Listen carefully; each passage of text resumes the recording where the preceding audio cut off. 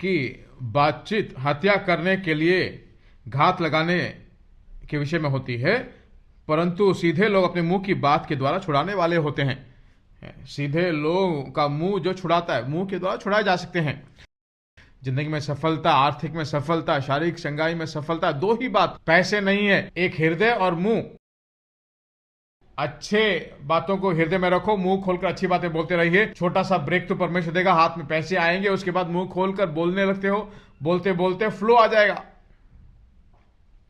ज्ञान का पुस्तक है भाई।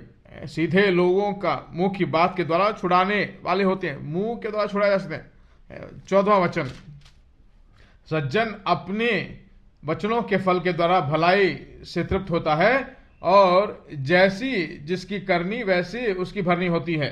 18, ऐसे लोग हैं जिनका बिना सोच विचार का बोलना तलवार की नाई चुभता है, परंतु बुद्धिमान के बोलने से लोग चंगे होते हैं। एक ज्ञानवान का मुंह का शब्द जो है एक मेडिसिन है।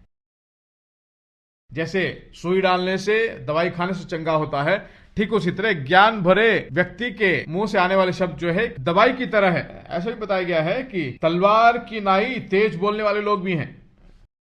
64 का 3-4 पढ़ोगे ना, वहां पे शब्दों को एक तीर के समान पढ़िए उस वचन को। उन्होंने अपनी जीभ को तलवार की नाई तेज किया है और अपने कड़वे वचनों के तीरों को चढ़ाया है, ताकि छिपकर खरे मनुष्य को मारे। वे निडर होकर उसको अचानक मारते भी हैं। एक सच्चा तीर नहीं बल्कि वचन, शब्द जो है उसको तीर के समान। अच्छी तरह सुनिए। तीर छोड़ना देखा आपने? तीर छोड़ते वक्त जो है ऐसा नहीं, बल्कि निशाना पहले लगाएंगे, फिर उसके बाद खींचेंगे। तीर को खींचते रह सकते हैं, कोई समस्या नहीं है। जब तक आप खींचते हो तब तक वो तीर आपके हाथ में, छोड़ने के बाद वो आपके हाथ में नहीं है। आपके हाथ में जब तक है वो आपके काबू में है, छोड़ दिया तो गया। आपके मन में जब तक सोच है, विचार है, वो आपके काबू में है, कोई समस्या नहीं। आपने उसको पकड़ रखा है, छोड़ दिया तो गया। छोड़ने के बाद मैंने अनजाने में बोल दिया, मैंने ऐसा नहीं सोचा था, मैंने ऐसे सोचकर नहीं बोला था, आपने छोड़ दिया ना। छोड़ दिया तो एक एक तीर के रूप में मैं आपके ऊपर डालता हूं। जब गुस्सा खत्म हो जाता है, हाय मैंने ऐसे बोला, मुझे नहीं मालूम कि मैं ऐसा तीर छोड़ूंगा, क्या मैंने ऐसा छोड़ा, क्या माफ कीजिए मुझे। आपने छोड़ दिया भाई, पर भीतर में जो है तभी उसको रोक लगा दीजिए। छोड़ दिया तो वो घोप देगा। परमेश्वर ने आपको और मुझे घोपने के लिए नहीं, बल्कि वहां पर दवाई लगाने के लिए रखा है। आपके मुंह के शब्द दवाई की तरह होना चाहिए। बहुत बड़े बड़े शब्दों को नहीं, पीठ थाप कर बोलो, शाबाशी दो, बोलो अच्छा हो जाएगा, ठीक हो जाएगा, जीत जाओगे, ये बहुत बड़ा मैटर नहीं है, जीत जाओगे। मैं कहता हूं उसके लिए वो दवाई की तरह होगा।